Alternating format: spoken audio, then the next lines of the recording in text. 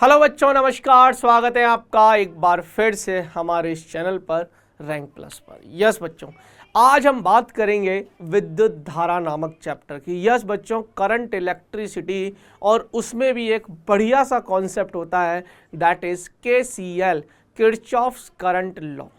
Kirchhoff का धारा नियम बोल दीजिए, शॉर्ट में इसको KCL बोल देते हैं, या इसको संधि नियम, जंक्शन लॉ भी बोल देते हैं। तो आज का हमारा टॉपिक है KCL, है ना। पहले चैप्टर नेम लिख देता हूँ, विद्युत धारा, है ना। चैप्टर नेम है विद्युत धारा। इंग्लिश में इसको बोलते हैं current electricity. Current electricity class 12th का ये चैप्टर है। अगर मुझसे पूछो कि सर टॉपिक कौन सा लोगे, तो बेटा जी मैं लूँगा KCL। KCL का पूरा नाम इंग्लिश में अगर मैं बोलूँ, फुल फॉर्म किरचॉफ एक वैज्ञानिक का नाम था, किरचॉफ्स करंट लॉ। इसको बोलते हैं किरचॉफ का धारा नियम। इसको हम संधि नियम से भी जानते हैं, संधि नियम से भी जानते हैं। इसको हम जंक्शन लॉ भी कहते हैं, और इसको हम किरचॉफ का प्रथम नियम से भी कह देते हैं। बहुत सारे नाम हैं। तो चैप्टर मैंने बता दिया है, क्लास मैंने बता दी है, टॉपिक मैंने बता दिया है। अब समझते हैं कि आखिर ये टॉपिक हमसे क्या रहा है। देखिए बच्चों, सब कुछ बताऊंगा, लेकिन पहले संधि जाननी जरूरी है। संधि या ये जंक्शन क्या है। देखिए, आपने बहुत सारे रेलवे स्टेशंस के नाम सुने होंगे, है ना। आपने सुना होगा कोटा जंक्शन। जंक्शन शब्द क्यों बोला? हर किसी के आगे तो जंक्शन नहीं बोलता, है ना। सपोज मैंने बोला कोई भी फलाना, है ना, जैसे कोई भी एक स्टेशन ले लो, उसके आगे मैं जंक्शन नहीं बोल रहा, कुछ स्टेशंस के आगे ही मैं जंक्शन बोलता हूँ। बेटा जंक्शन वो पॉइंट होता है जहाँ दो से अधिक रास्ते, ऐसे लिखो, तीन से अधिक रास्ते हों, उस बिंदु को जंक्शन कहा जाता है। अब 3 या 3 से अधिक रास्ते ले लो, या इसकी परिभाषा ले लो 2 से अधिक रास्ते, एक ही बात है। फिर मत बोलना कि 2 या 2 से अधिक, नहीं, फिर बोलेंगे केवल 2 से अधिक रास्ते, है ना। 3 या 3 से अधिक रास्ते या 2 से अधिक, 2 से अधिक रास्ते होंगे तो हम उसको जंक्शन बोलेंगे। यानी कि अगर मैं सपोज कोटा बोल रहा हूँ, यहाँ पर कोटा है, तो एक लाइन यहाँ जा रही होगी, एक रास्ता यहाँ जा रहा होगा, एक रास्ता यहाँ जा रहा होगा, एक रास्ता हो सकता है यहाँ जा रहा हो। 3 रास्ते तो कम से कम होना चाहिए। क्या पहला रास्ता इधर जा सकते हो, दूसरा इधर जा सकते हो, तीसरा इधर जा सकते हो, चौथा भी हो सकता है, 5वां, कितने भी हो सकते हैं। 3 या 3 से अधिक होंगे तो उस बिंदु को मैं कोटा, या उस बिंदु को मैं जंक्शन नाम दे दूंगा। क्या नाम दे दूंगा? फिर उस बिंदु को मैं जंक्शन नाम दे दूंगा। इसीलिए रेलवे स्टेशंस के नाम आपने सुना होगा, Jaipur junction, Kota junction, Mathura junction, तो बहुत सारे हैं, बहुत सारे, इंदौर जंक्शन, ऐसे बहुत सारे हो सकते हैं। आपके यूपी में भी, बिहार में भी बहुत होंगे ऐसे। खैर, संधि अगर हमें समझ में आ गई तो अब हम बात करते हैं। देखिए, मैंने बोला कि मेरे पास एक परिपथ का टुकड़ा है ना, रैंडम। मैंने बोला इधर से I1 धारा जा रही है, इधर से I2 जा रही है, आ रही है और जा रही में फ़र्क है। इधर I3 जा रही है, इधर I4 जा रही है, इधर I5 जा रही है, इधर से I6 आ रही है। अब यहाँ चिन्ह परिपाटी चलता है कि मैं जंक्शन पे खड़ा हो जाऊँ, मैं चीटा बनकर, मैं भूत बनकर जंक्शन पे बैठ जाऊँ, मैं भूत बनकर जंक्शन पे, तो जो धाराएं मेरी तरफ आ रही होंगी मैं उनको मान लूँगा कि पॉजिटिव है। आने वाली धारा मेरी तरफ आ रही है तो आने वाली धारा को मैं पॉजिटिव ले लूँगा, तो जाने वाली धारा नेगेटिव हो जाएगी। ये हम बात कर रहे हैं चिन्ह परिपाटी की। तो वो ये बोलना चाह रहा है, KCL या संधि नियम ये बोलता है कि किसी भी संधि पर समस्त धाराओं का बीजगणितीय योग शून्य होता है। किसी भी संधि पर समस्त धाराओं का बीजगणितीय योग, बीजगणितीय योग मतलब जैसे मैंने बोला 2 + 3 क्या होता है 5, मैंने बोला 1 एम्पियर माइनस 2 एम्पियर तो कितना हो जाएगा -1 एम्पियर, मैंने बोला 3 एम्पियर प्लस 5 एम्पियर तो तुमने बोला 8 एम्पियर। नॉर्मल जोड़ दो, ये नहीं कि सर 3 एम्पियर तो इधर है 4 एम्पियर इधर है तो क्या ये 5 एम्पियर हो जाएगा, ये इससे मतलब ये सदिश योग है।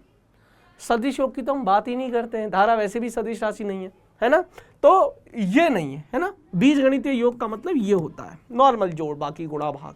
तो ये है हमारा। अब इसको मैं संधि बोल सकता हूं, हाँ ये क्या है बेटा, ये जंक्शन है और जंक्शन पर समस्त धाराओं का बीजगणितीय योग 0 होता है। समस्त धाराएं कैसे, आने वाली को पॉजिटिव तो इधर आ रही है तो प्लस की I1, ये जा रही है तो माइनस की I2, ये भी जा रही है तो माइनस I3, ये भी जा रही है तो माइनस की I4, ये भी जा रही है तो माइनस की I5 और ये आ रही है तो प्लस की I6 बराबर 0। नहीं समझे क्या? तो देखिए अब ध्यान से सुनना, तो I1 प्लस I6 बाकी सब उधर चला जाएगा, I2 plus I3 plus I4 plus I5। ये क्या है, ये आने वाली धारा है और ये क्या है, ये जाने वाली धारा है। देखिए ना, जाने वाली धारा, अर्थात किरचॉफ का प्रथम नियम या संधि नियम ये बोलता है कि किसी भी संधि पर आने वाली धारा बराबर जाने वाली धारा। जितनी धारा आएगी, कुल कितनी भी धारा आ जाए, मैं इधर से समस्त जगहों से अगर 10 एम्पियर की धारा प्राप्त कर रहा हूं तो मैं 10 एम्पियर की धारा ही आगे बांट दूंगा। मैं खुद एज अ संधि, एज अ जंक्शन मैं कुछ भी नहीं खाऊंगा, मैं सारी बांट दूंगा, जितनी आएगी उतनी बांट दूंगा। तो जितनी धारा आई उतनी बट गई, अलग अलग रास्तों में अलग अलग प्रतिरोध के हिसाब से बांट दूंगा, लेकिन आने वाली धारा बराबर जाने वाली धारा। या हम इसको ऐसे भी परिभाषित कर सकते हैं कि किसी भी संधि पर समस्त धाराओं का बीजगणितीय योग 0 होता है। This is Kirchhoff's current law, ये किरचॉफ का प्रथम नियम है। एक उदाहरण करते हैं। जैसे मैंने बोला, ध्यान से सुनना, इन दोनों के बीच में 90 डिग्री का कोण है। यहाँ से 3 एम्पियर की धारा आई, यहाँ से 4 एम्पियर की धारा आई, इधर कितनी धारा गई ये बताना है। इधर से -1 एम्पियर की धारा आई तो इधर कितनी गई, चलो जल्दी बताओ। अब देखो ध्यान से भैया, पहले तो यहाँ पर देखो, ये है संधि। संधि कैसे है, 3 अलग अलग रास्ते, एक रास्ता 3 इधर से आई 4 इधर से आई।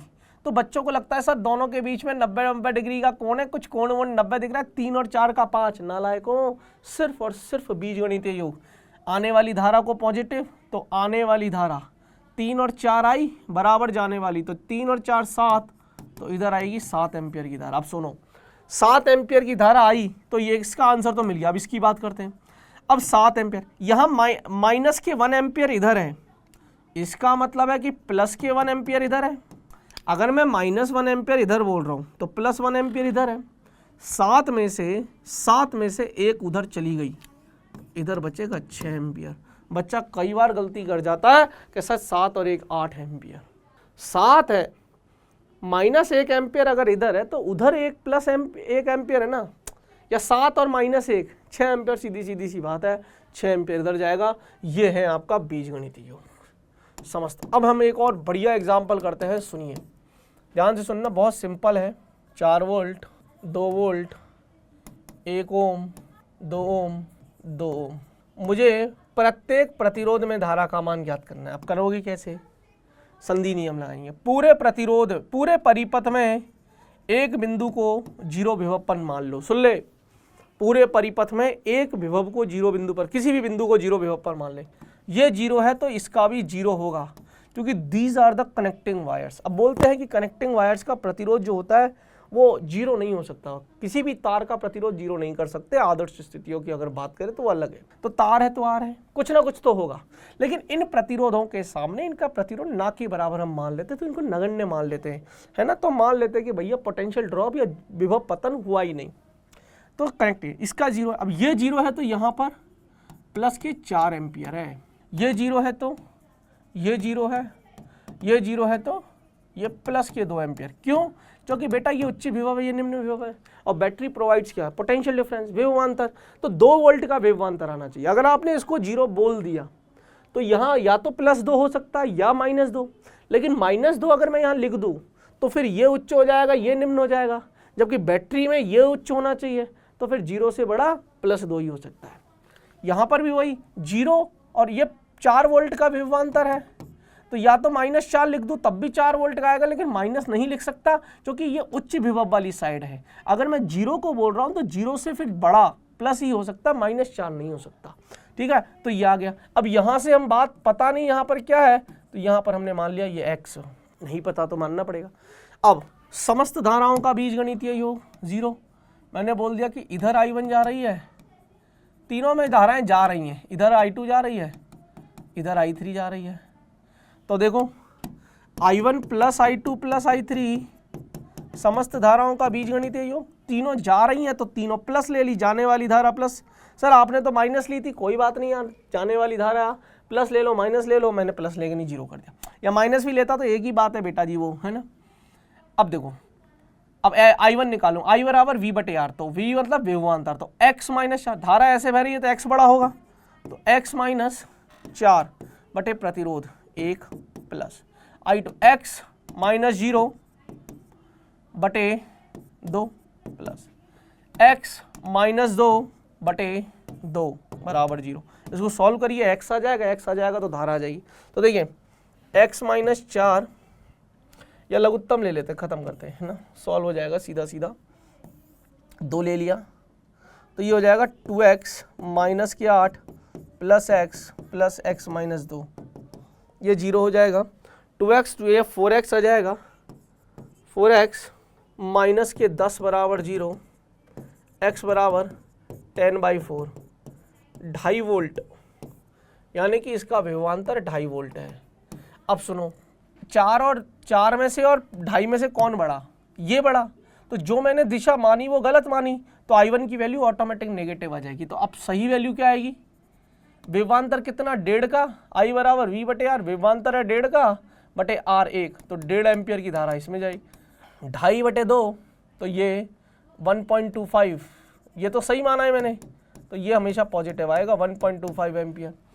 2 है, ये 2.5 है और ये 2 है, तो आधा वोल्ट का है, और आधा तो ये 0.5 डिवाइडेड बाई 2 और 1/4 को मैं लिख सकता हूँ 0.25 एम्पियर। अब देख 1.5 आई, 1.5 आई, 1.5 में से 1.25 इधर चली गई, 0.25 इधर चली गई, फिर ऐसे परिपथ चल रहा है।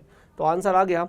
I1 अगर मुझसे पूछे तो I1 1.5 एम्पियर, I2 मुझसे पूछे तो 1.25 एम्पियर, और I3 मुझसे पूछे 0.25 एम्पियर। मेरे हिसाब से अगर आपको KCL लगाना आता है तो आप परिपथ सॉल्व करना सीख जाओगे। एक और होता है इसमें KVL, और होता है अगर आपको KVL भी आ जाए तो फिर दुनिया का कोई भी परिपथ हो जो हमारे सिलेबस में है वो हम कर सकते हैं, हमारे सिलेबस के हिसाब से, है ना। ऐसे तो बहुत सारे हैं, थेवेनिन थ्योरम, नॉर्टन थ्योरम्स लगती हैं, वो इलेक्ट्रिकल इंजीनियरिंग में आप पढ़ोगे, अभी इंजीनियरिंग में पढ़ोगे। मेडिकल वाले जो बच्चे हैं उनका तो कोई मतलब ही नहीं है, उनको तो बस ये एग्ज़ाम क्रैक कर लेना है। लेकिन आपको ये चीज़ें समझ में आ गई है। KVL और अगर हम सीख जाएँ, किरचॉफ्स वोल्टेज लॉ, किरचॉफ का विभव नियम, धारा नियम हो गया, विभव नियम, तो हमारे सर्किट सॉल्व हो जाएंगे। खैर वो पढ़ेंगे हम किसी नए अगले से नई वीडियो में, एक ऐसा ही टॉपिक बना कर लाऊंगा, किरचॉफ विभव नियम। चलिए तो अब बात कर लेते हैं कि भैया जो भी बच्चे हमसे पढ़ रहे हैं या जो भी बच्चों ने अभी तक सिर्फ यूट्यूब पर ही हमसे पढ़ा है, बच्चों अब बारी है, अब आप पेड में आ जाइए। पेड बैचेस में फैसिलिटीज़ हैं, पेड बैचेस में एकदम फोकस्ड होकर आपको पढ़ा रहे हैं, सिलेबस के हिसाब से पढ़ा रहे हैं, सिलेबस ओरिएंटेड पढ़ा रहे हैं, एग्ज़ाम को टारगेट लेकर पढ़ा रहे हैं कि भैया बच्चों का JEE या नीट का एग्ज़ाम है और क्रैक करवाना है।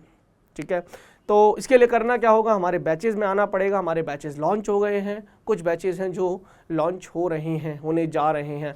तो अगर आप नए सिरे से भी शुरू करना चाहते हो, नए सिरे से शुरू कर दो। हिंदी मीडियम से हिंदी मीडियम में पढ़ाएंगे, 11th में हो, 12th में हो, ड्रॉपर हो, रिपीट कर रहे हो, सभी प्रकार के बच्चों के लिए है।